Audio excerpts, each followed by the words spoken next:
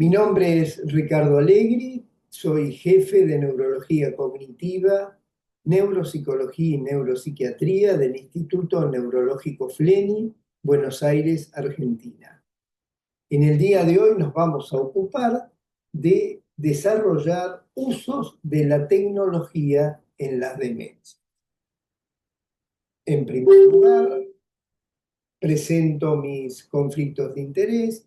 El grupo nuestro tiene diversos subsidios de investigación, estamos desarrollando ensayos clínicos y también recibimos subsidios educacionales. La pregunta central de esta presentación es cuáles son los mayores desafíos tecnológicos de las demencias hoy y en los próximos años. Y como paso previo a poder discutir estos desafíos, creo que tenemos que plantear, por un lado, otros desafíos que se van a estar dando y que son el contexto en el cual se insertan las nuevas tecnologías. El primer desafío son los cambios que tenemos a nivel de la educación y a nivel de los accesos de información. Estamos pasando de un modelo lineal de acceso y de forma de educación a un modelo absolutamente digital. Estamos pasando de tiempos que necesitábamos para adquirir la información, solo a modo de comentario, cuando yo terminé mi facultad y tenía que hacer un trabajo o publicar un paper, me pasaba durante una semana en la biblioteca del hospital o en la biblioteca de la facultad revisando todo lo que era el índice de cada uno de los años previos para ver toda la información que se había publicado. Hoy por hoy, en 15 segundos, yo reviso exactamente lo mismo que antes me llevaba 1 a 2 semanas. Por otro lado, tenemos este acceso inmediato a información, sumado a lo que son las redes sociales, sumado a lo que tiene que ver con toda la parte digital y toda la posibilidad de acceder inmediatamente a información y a tecnología que antes nos era prácticamente inaccesible. El segundo gran desafío es tener en cuenta el cambio en el estilo de vida y qué es lo que sucede con respecto a la forma de vivir, a la forma de enfrentar el mundo, a la forma de manejarse en cada una de las generaciones. Solo a modo de ejemplo, los baby boomers, considerados la posguerra, los nacidos en la posguerra de 1946 a 1964, tienen un estilo de vida completamente diferente a lo que puede ser la generación X, la generación Y, la generación Z, o hoy por hoy a lo que va a ser la alfa y la beta. Dos desafíos dentro de la evolución del ser humano han sido, por un lado, lo que tuvo que ver con la revolución industrial y hoy por hoy lo que tiene que ver con la revolución digital, cómo la revolución digital impacta sobre la manera de vivir, la manera de pensar, sobre la forma del pensamiento de las nuevas generaciones. El tercer desafío es que todo esto se da en un contexto de disparidad y diversidad mundial. Sabemos que los países de medianos y bajos ingresos no tienen los mismos accesos de los países de altos ingresos. En el slide tenemos Nigeria y Nueva York. El acceso a todo lo que vamos desarrollando es completamente diferente. Y esta es la realidad en la que nos manejamos. En un cuarto lugar está el desafío de la aceleración que generó la pandemia y la cuarentena de todo lo que tiene que ver con el teletrabajo, la telemedicina, la telegimnasia, la teleneuropsicología, algo que se hubiera dado en forma más lenta y que llevó a que prácticamente en 2 años se haya generado un cambio sustancial en la utilización de estas tecnologías.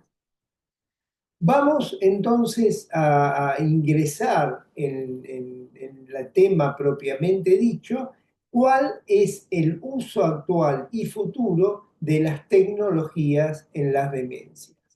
Y para ello vamos a dividir la presentación en 4 partes. En primer lugar, qué está pasando y qué va a pasar con la neuropsicología, la evaluación cognitiva, la rehabilitación cognitiva. Nos tenemos que plantear que el modelo del ser humano es distinto entre los baby boomers y la generación X. ¿Qué es lo que está pasando con los cambios en el diagnóstico? Antes diagnosticábamos los pacientes con demencia cuando tenían demencia, después con deterioro cognitivo leve y hoy el gran objetivo es llegar a los presintomáticos. ¿Qué está pasando con los tratamientos? Los tratamientos con respecto a demencia eran tratamientos sintomáticos y hoy se está trabajando fuertemente sobre las modificaciones etiopatogénicas de las distintas demencias. Y en cuarto lugar, vamos a ver cómo todo el mundo digital ayuda para el cuidado y ayuda para la independencia y la mejor calidad de vida de nuestros pacientes. Bien, empecemos con qué sucede con la neuropsicología. ¿Qué pasa con aquella disciplina que estudia nuestro pensamiento, que estudia nuestra inteligencia, que estudia nuestra manera de ser? Y ahí vamos a ver si yo en este momento hago un cuestionario y pregunto en distintos servicios de neuropsicología cuáles son las baterías ideales para evaluar pacientes. Por supuesto, me van a estar hablando del Mini Mental, me van a estar hablando del MoCA, me van a estar hablando del VAIS, me van a referir a evaluaciones de memoria, test como puede ser el Rey Auditory Verbal Learning o el de la copia de la figura de Rey o el Wisconsin Car Sorting Test o un Trail Making. Ahora, solo a manera de ejemplo, el test de Bechler, el VAIS, fue descrito por David Bechler en 1936 en Nueva York.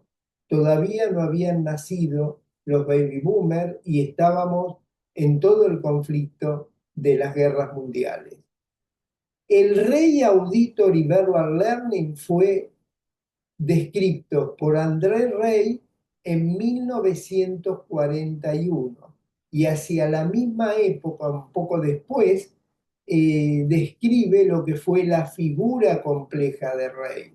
André Rey, psicólogo suizo, vivió entre 1906 y 1965.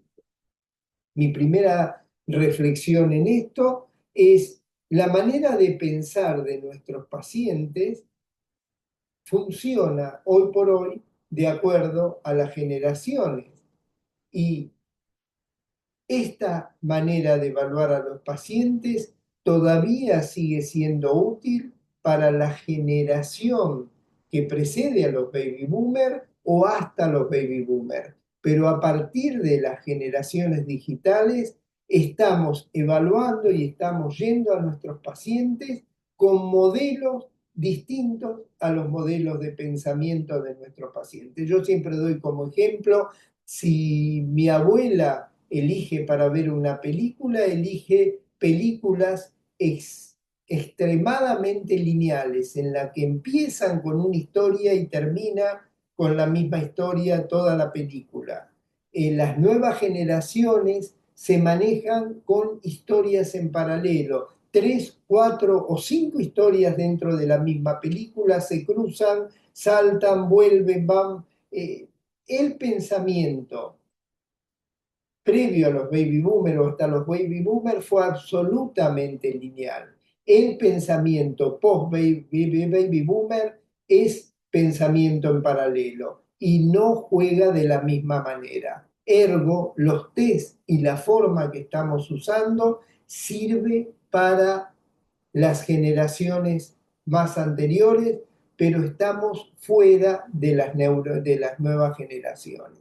Por eso, tenemos que ver cómo implementamos toda la tecnología digital, todo lo que nos facilita la tecnología digital, que no es copiar exactamente en la pantalla el test de memoria de Besler, la figura compleja de Besler, y que el paciente lo reproduzca en una tablet. No, es utilizar aquellas ventajas, utilizar aquellas cosas que el mundo digital nos permite acceder distinto a lo que era el mundo predigital. Como en la última reunión que tuvimos la suerte de tener en Buenos Aires Neuroscience Next 2025, dos de las conferencias que me parecieron espectaculares discutiendo esto fue uno de Jason Hasselblad de Washington University St. Louis, que habló de cómo la evaluación cognitiva digital está empezando y se empieza a desarrollar y tiene su lugar con respecto a nuestros pacientes. Por otro lado, el investigador básico Diego Slezak nos contó el rol de la inteligencia artificial para el manejo de la investigación básica y cómo llegar a la aplicación clínica a partir de modelos y a partir de uso de la inteligencia artificial. En este contexto, y sobre todo, como yo les decía antes, la pandemia nos ha llevado a no pasar, porque el modelo presencial va a seguir y sigue, pero nos permitió acceder al nuevo modelo de lo que llamamos la telemedicina, la teleneuropsicología y la teleneurorehabilitación. Este es un ejemplo en mi clínica diaria, en donde un paciente, digamos, accedemos con la historia clínica electrónica a un paciente a distancia. Esto tiene una gran utilidad. ¿Por qué? Les doy un ejemplo. Yo recibo pacientes del interior o del exterior. Antes venían, veía al paciente, pedía los estudios, tenían que estar 2 o 3 semanas en Buenos Aires para completarse todo lo que tenían que hacer. Hoy, en forma extremadamente sencilla, un paciente del interior se comunica conmigo, yo le organizo por teleconsulta qué estudios tiene que hacer cuando venga a Buenos Aires, el paciente viene y dentro de 2, 3 días tiene todo el chequeo completo, tiene todos los estudios y tiene resuelto en forma más sencilla, con menos costo y menos desgaste desde el punto de vista del manejo del paciente propiamente dicho. En el slide siguiente volvemos a ver el uso de la historia clínica electrónica y de la telemedicina en conjunto para la atención y seguimiento. Muchas veces el seguimiento de los pacientes es un seguimiento sencillo y nosotros podemos a distancia hacer una modificación de la medicación o generar algún consejo para una mejor calidad de vida de los pacientes. También podemos completar parte de los exámenes neurológicos.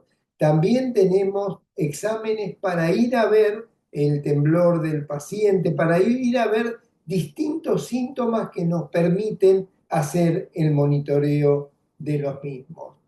Así, a partir de la pandemia, nosotros tenemos las consultas médicas presenciales, pero tenemos las teleconsultas de primera vez y las teleconsultas subsiguientes.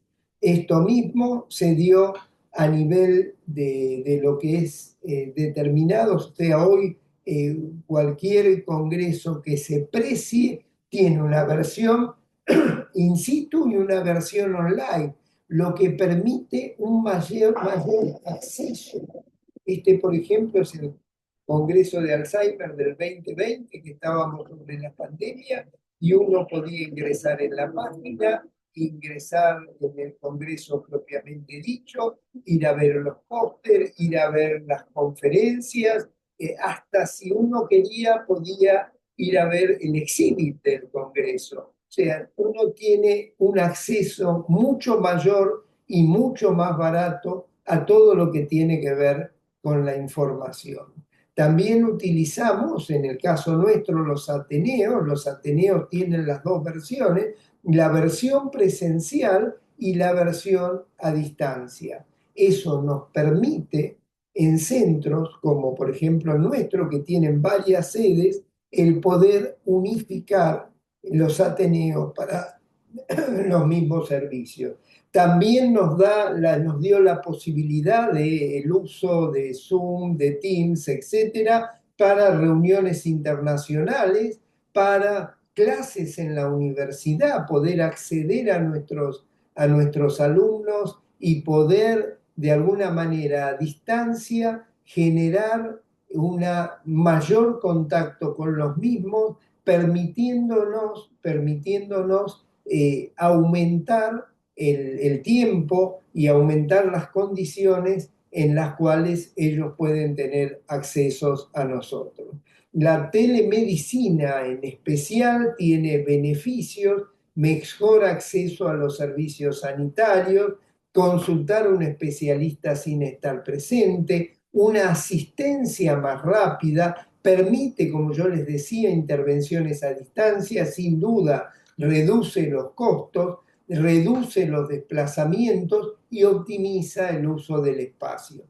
Desventajas, dificultad a veces por la complejidad, existe un costo tecnológico, hoy todo el mundo tiene su computadora, los teléfonos inteligentes.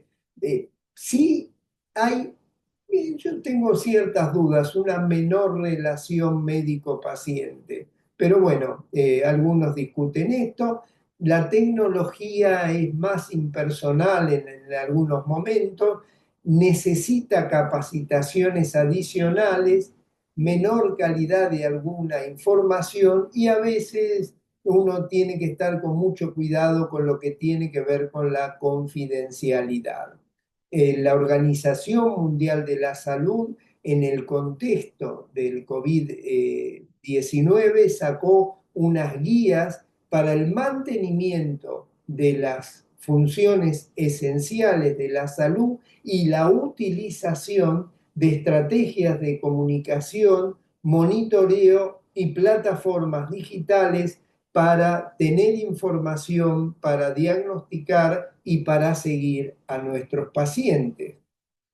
En épocas de la pandemia, esto como solo a modo de ejemplo, salieron recomendaciones de la Academia Americana de Neurología para implementar la telemedicina, guías prácticas de la International Neuropsychological Society con respecto a la práctica de la neuropsicología, y en ese contexto, ahí vemos, por ejemplo, en ese contexto, nosotros trabajamos sobre recomendaciones para la teleneuropsicología en Latinoamérica. Cómo poder optimizar lo que tenemos en base a la teleneuropsicología. Este fue un artículo que publicamos en ese momento, en el 2021, en Archive of Clinical Neuropsychology, en el cual discutíamos exactamente cómo tomar los test neuropsicológicos, qué resultados, qué tipo de información, qué recomendación y qué normas teníamos para poder acceder a nuestros pacientes y poder evaluarlos correctamente. Y además la posibilidad de usar la teleneuropsicología para la estimulación cognitiva y la rehabilitación de nuestros pacientes. Bien, este es el cambio hacia la neuropsicología, hacia la evaluación y hacia la rehabilitación. ¿Qué pasa o qué pasó o qué va a pasar en relación al diagnóstico? Y sobre todo, la niña bonita del diagnóstico son los biomarcadores. Vamos a ver, biomarcadores, cómo estos generaron los nuevos criterios y las nuevas entidades diagnósticas. Cuando estamos hablando de enfermedad de Alzheimer, y en esta diapositiva lo que estamos viendo es el paso del tiempo, la edad, y a la izquierda el nivel de funcionamiento cognitivo que tiene un límite de normalidad, de ahí para arriba es lo normal, mayor a, cuando vemos la curva de Gauss, 1.5 desvío estándar, debajo de la media hasta ahí es la normalidad. Y además, este funcionamiento cognitivo tiene un nivel que llamamos límite funcional, que es cuando el deterioro cognitivo impacta sobre las actividades de todos los días. Recordemos que el deterioro cognitivo es de lo que hablábamos, que se deteriora nuestro nivel de funcionamiento cognitivo. Cuando el deterioro cognitivo impacta el funcionamiento social, familiar y profesional del individuo, es lo que llamamos demencia. Así, el ejemplo, en la enfermedad de Alzheimer, vamos a ver, en verde estamos viendo el envejecimiento normal. En el envejecimiento normal hay una caída del rendimiento cognitivo, una declinación dentro de la normalidad. Pero la enfermedad de Alzheimer tiene la curva que vemos en la pantalla, la curva en amarillo, en la cual entre la descripción original de Alois Alzheimer y 1990, lo que sabíamos que la enfermedad de Alzheimer tenía un estadio, era el paradigma de la demencia y tenía un estadio leve, moderado y severo. En los 90, del 1991 al 2010, se empieza a describir y toma fuerza lo que fue el deterioro cognitivo leve. Deterioro cognitivo leve, que es un estatus que pone al paciente en riesgo de desarrollar una demencia.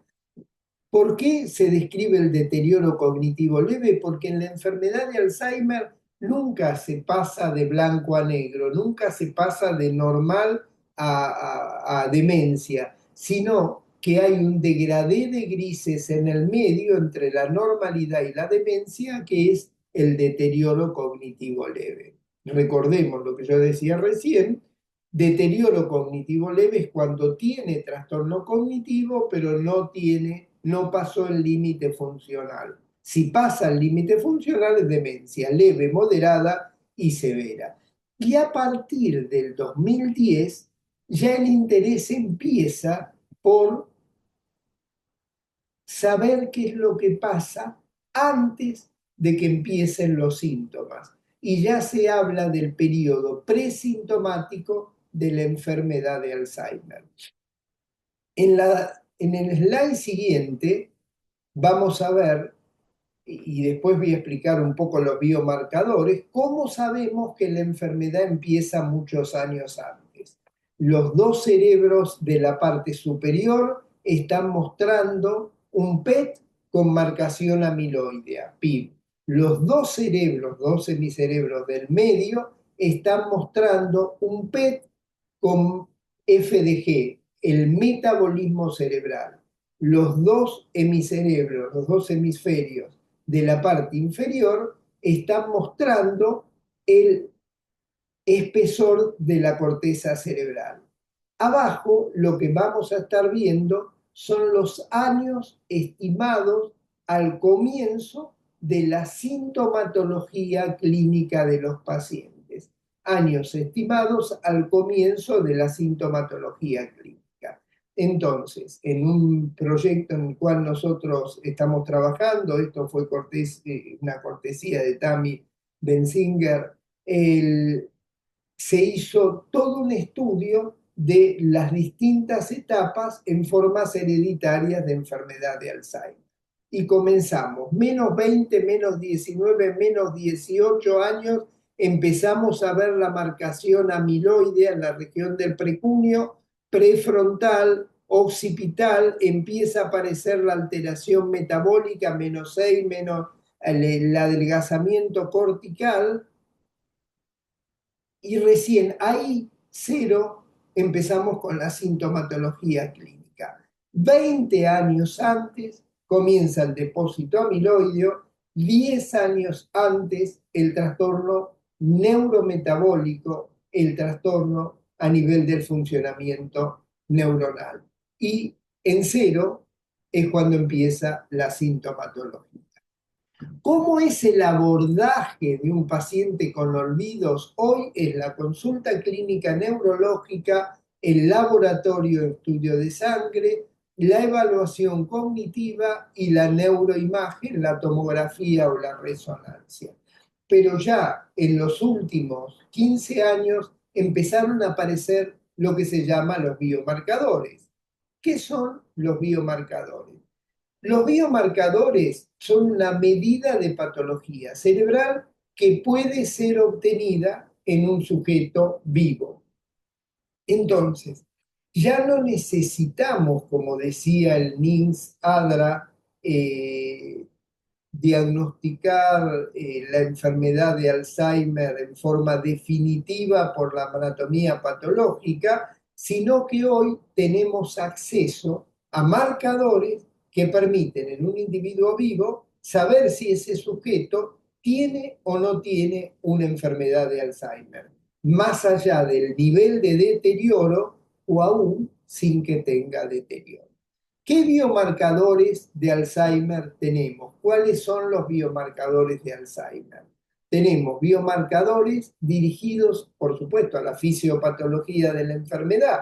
¿Y dónde es la fisiopatología de la enfermedad en el cerebro? ¿Y qué alteraciones hay en el Alzheimer? Depósito patológico de amiloide extracelular, degeneración de las neuronas, degeneración neurofibrilar por alteración, hiperfosforilación de la proteína tau, atrofia y muerte celular, atrofia y muerte de nuestro cerebro. Así los biomarcadores, vamos a tener biomarcadores de amiloidosis en el líquido cefalorraquídeo a beta 42 o con marcación cerebral o en PET con un marcador de la patología amiloideo, biomarcadores de tau en líquido cefalorraquídeo, la posibilidad de estudiar tau fosforilada, o PET cerebral con marcación de tau, y biomarcadores de neurodegeneración en el líquido cefalorraquídeo, tau total o neurofilamentos de cadena liviana,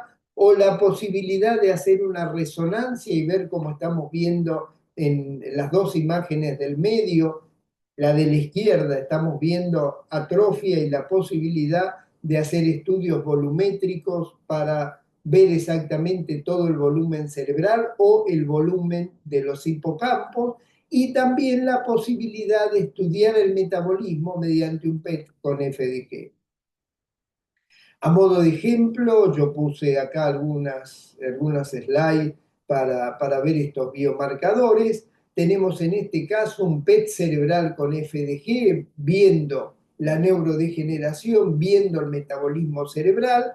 A la izquierda tenemos un control normal, en el cual vemos el metabolismo distribuido en toda la corteza en forma normal. En el medio vemos un paciente con enfermedad de Alzheimer, en el cual claramente se observa el hipometabolismo posterior, y a la derecha vemos un paciente con una demencia frontotemporal, la imagen de un paciente con una demencia frontotemporal en la cual vemos el hipometabolismo de la parte anterior del cerebro. En esta en este slide lo que estamos viendo es un PET cerebral con marcación amiloidea, con el PIB. Las 4 imágenes que estamos viendo a la izquierda son de un sujeto control normal que no marca el amiloide, y las 4 imágenes de la derecha vemos el rojo anaranjado a nivel cortical, a nivel de precunio, el rojo anaranjado que significa el depósito amiloideo cerebral. También a modo de ejemplo, un PET con marcación de tau, vamos a ver en este caso, en naranja, estamos viendo el depósito de tau a nivel temporal, temporal lateral y temporal medial. Característico, tanto el anterior como este slide, característicos de la enfermedad de Alzheimer.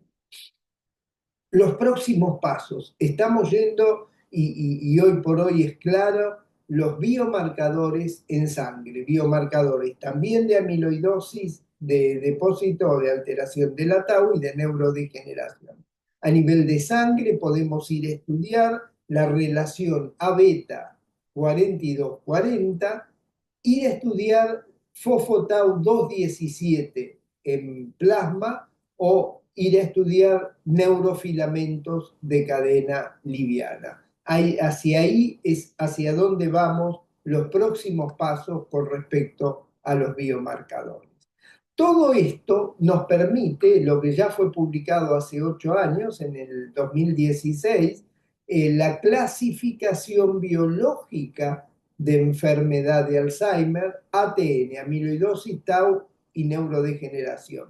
Y los perfiles se clasifican en base a la presencia o ausencia de amiloide, tau y neurodegeneración. Si los 3 marcadores son negativos, estamos hablando de un sujeto con biomarcadores normales. Si aparece marcación positiva de amiloide, estamos hablando del continuum de enfermedad de Alzheimer, cambios patológicos de Alzheimer o enfermedad de Alzheimer propiamente dicha cuando se asocia el amiloide con la tau. Y también puede ser que el sujeto tenga otro cuadro neurodegenerativo que no sea enfermedad de Alzheimer, y ahí vamos a tener, como los 3 inferiores, amiloide negativo, pero tau positivo o neurodegeneración positiva. Todo esto ha llevado, este es un artículo que publicamos en Medicina en el 2019, a la posibilidad de clasificar los pacientes. En este artículo lo que mostramos es clasificación de los pacientes con el ATN en base a la presencia en el PET de amiloide, de tau o de neurodegeneración. Esto nos llevó a 2 publicaciones, una en el 2019 y una en el 2020, el valor pronóstico del ATN en estos biomarcadores en una población de seguimiento nuestra de 60 pacientes durante 60 meses, estudiado con todos los biomarcadores realizados hacia la época. Ahí clasificamos a los pacientes en normales, deterioro cognitivo leve temprano, deterioro cognitivo leve tardío y demencia clínica de tipo Alzheimer. Vemos cómo los depósitos de amiloides van en los normales en un 35%, early MCI 40, late MCI 62, y los sujetos con clínica de enfermedad de Alzheimer, el 92% de nuestra muestra tenían las características biológicas de enfermedad de Alzheimer. Un 8% eran negativos para amiloidosis y probablemente corresponda a lo que se publicó posteriormente como SNAP u otras formas neurodegenerativas con perfil clínico parecido al Alzheimer, como puede ser una alteración de TDP-43. En base a estos biomarcadores, nosotros hicimos el seguimiento de los pacientes 60 meses con la clasificación clínica o con la clasificación biológica y vemos cómo la clasificación biológica permite una discriminación mucho más clara de nuestros pacientes en el seguimiento a largo plazo que el fenotipo propiamente dicho. Todo esto llevó a que el diagnóstico clínico patológico que en 1984 propone Guy McCann del NINSADRA, que definía Alzheimer posible, probable y definido, y que solo era definido cuando teníamos la anatomía patológica, a partir de los biomarcadores nos permite un diagnóstico biológico y un diagnóstico presintomático de la enfermedad.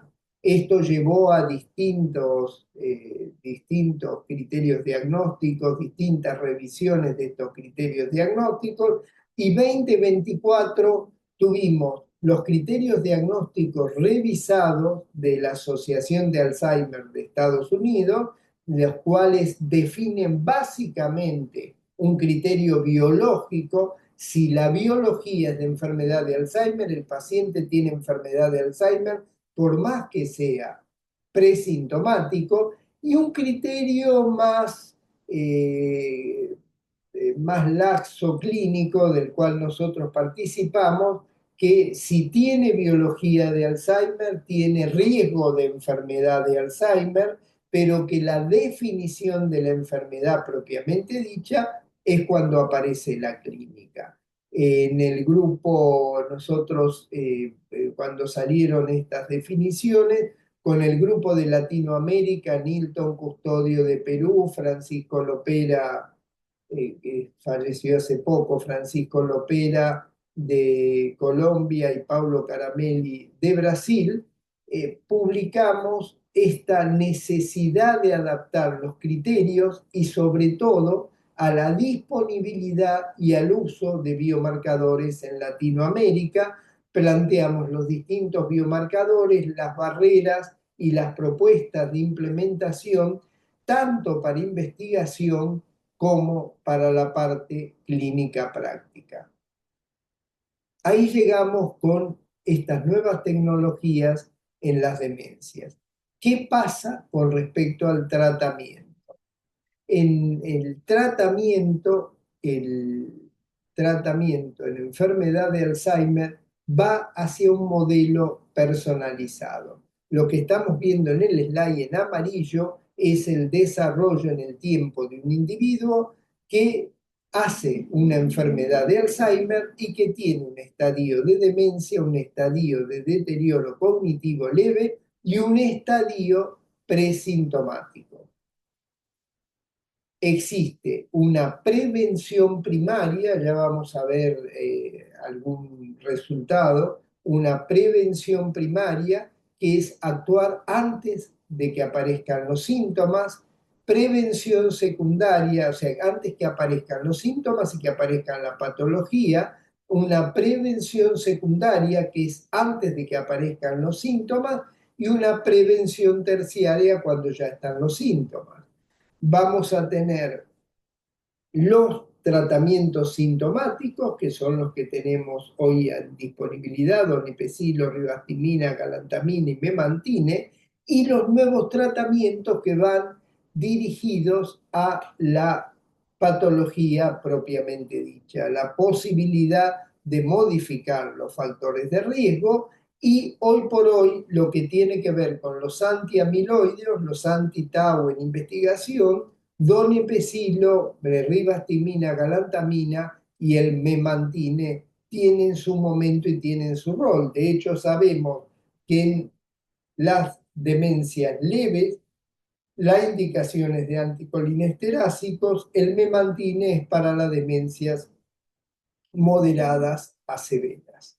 Hoy por hoy sabemos además, como yo les decía, que existe la posibilidad de reducir los factores de riesgo. Nosotros estamos trabajando fuertemente con esto, con un programa que es el LATAM Finger, en 12 países de Latinoamérica, con un seguimiento de 1.200 sujetos en los cuales estamos trabajando en programas de prevención para tener una evaluación, ya a fin de este año vamos a tener los primeros resultados, tener una evaluación del impacto de cuidar los factores de riesgo. Jill Livingstone publicó ya varios artículos, pero el último artículo, el último reporte en el 2024, muestra cómo juegan estos factores de riesgo desde la edad temprana, la educación, la edad media, pérdida auditiva, colesterol, depresión, traumatismo, inactividad física, diabetes, tabaquismo,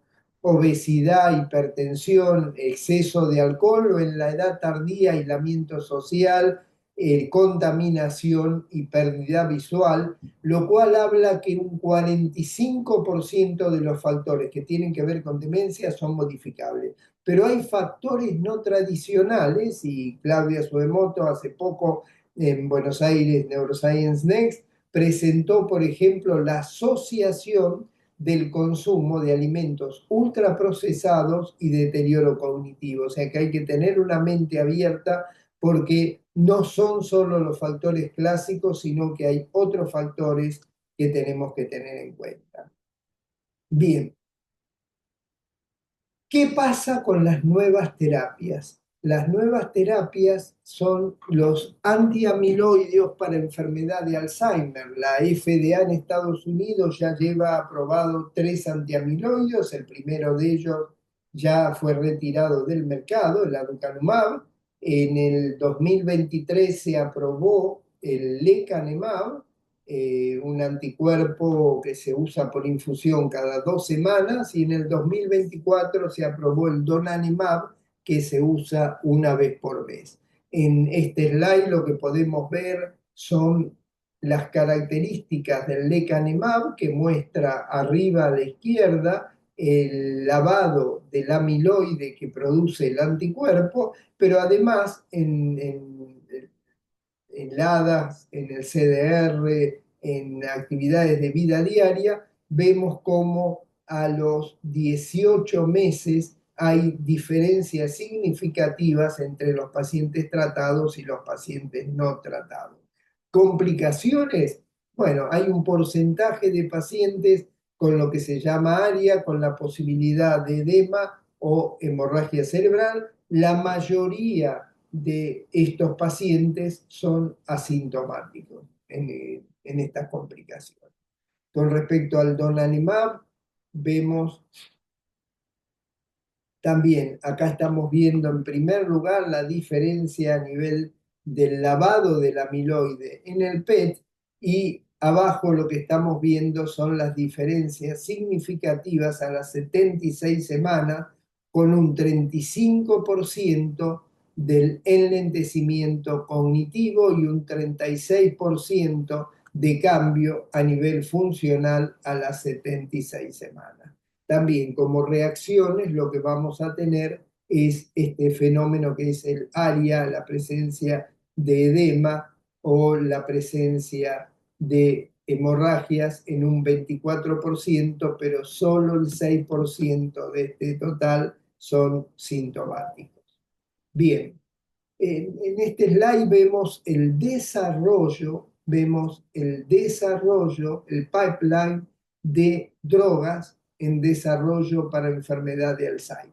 164 ensayos evaluando 127 drogas, más de 50.000 pacientes en investigación. En fase 3 tenemos 22% de agentes neuropsiquiátricos, 12% de estimulantes cognitivos, 28% de biológicos y 37% de pequeñas moléculas. Si abrimos esto, vamos a ver que tenemos, antiamiloideos, anti-tau, compuestos que actúan sobre la inflamación, sobre la proteinostasis, sobre el ritmo circadiano, sobre neurotransmisores, sobre factores de crecimiento, sobre el metabolismo, sobre la plasticidad sináptica y sobre la neurogénesis. Este es el panorama general que hoy tenemos.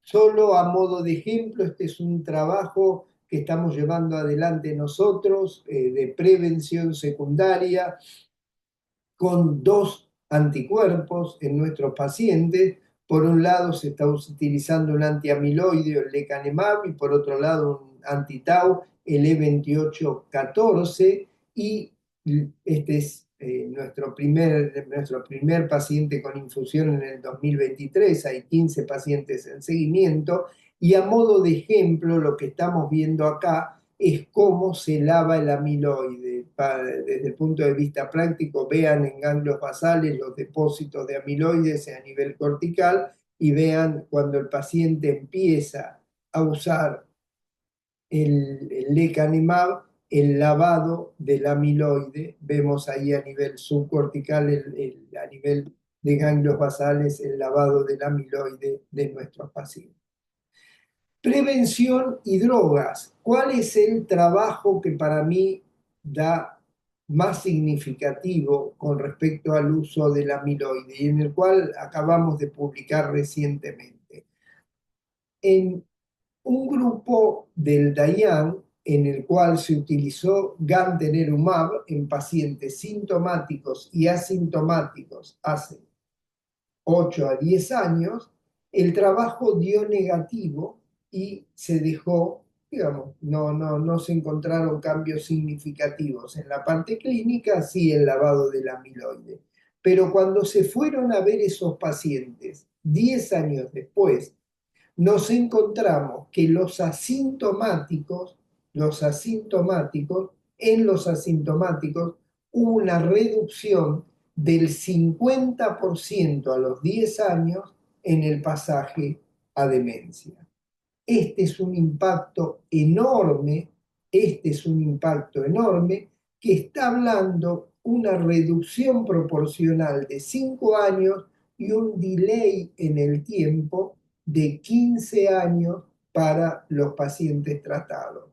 Esto es un impacto enorme y yo creo que es uno de los trabajos principales presentados, digamos, se acaba de publicar este año. ¿En qué estamos trabajando ahora? En prevención primaria, que es la plataforma más baja que vemos, esta plataforma en la cual se utiliza o se va a utilizar un anticuerpo que es el Remternentum.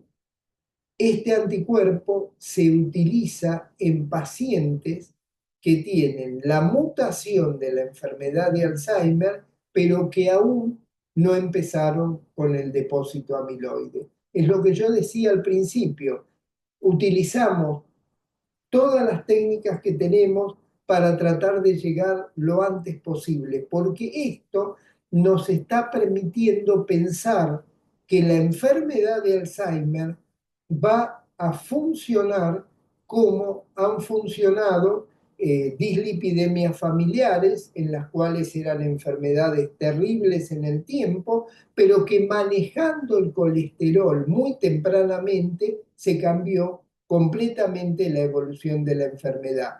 Si nosotros podemos trabajar y ese trabajo es muy temprano, podría ser que la enfermedad de Alzheimer no se desarrollara o se desarrollara muchos años después. Bien, esto sucede no solo en la enfermedad de Alzheimer. Nahuel Magrat hoy por hoy está trabajando con tratamientos en demencias frontotemporales, por ejemplo, un anticuerpo artisortilina que actúa a nivel de la progranulina, actúa a nivel de la progranulina en pacientes que tienen esta característica de demencia frontotemporal por alteración de la progranulina. Bien, neuropsicología, diagnóstico y tratamiento. ¿Y qué más nos dan las tecnologías para nuestros pacientes? El cuidado del que nos permite el mundo digital. Vamos a ver qué es lo que tenemos acceso y qué es lo que podemos manejar de aplicaciones digitales para nuestros pacientes. En primer lugar, el monitoreo. Todos conocemos el GPS, de hecho utilizamos el GPS en nuestro auto, en nuestro teléfono, en nuestro reloj. Esto nos permite y da acceso a que nuestros pacientes con el GPS puedan ser seguidos por sus familiares sin el temor de que el paciente se pierda y no se encuentre el paciente o se encuentre mucho tiempo después. Esto da una mayor libertad y una mayor independencia a nuestros pacientes. También podemos utilizar los celulares, los relojes inteligentes para mantener evaluaciones remotas y monitoreo de nuestros pacientes. Monitoreos que no solo es como ya algunos de estos celulares ha mostrado relojes con respecto al ritmo cardíaco, a la presión, a la glucemia, sino que también podemos tener un monitoreo del sueño, monitoreo de la actividad física, monitoreo de la parte cognitiva del individuo. ¿Qué más tenemos con las aplicaciones digitales?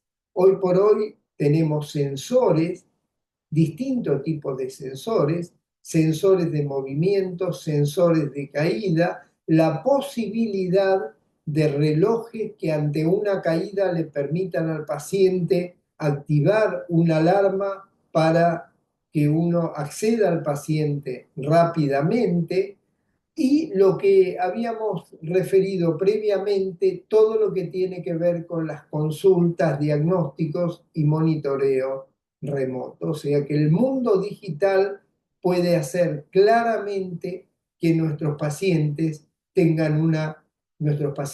y sus cuidadores, una mejor calidad de vida. Bien, solo como curiosidad les muestro un trabajo que publicamos en Frontier en el 2021, en el cual durante la pandemia hicimos un monitoreo del desplazamiento de los sujetos durante la pandemia y podíamos saber cómo habían variado del periodo prepandemia a la pandemia propiamente dicha y cuando fueron de compras, cuando se mantuvieron en su residencia o cuando fueron a los lugares de trabajo. Digamos, esto lo podíamos hacer gracias a las nuevas tecnologías digitales.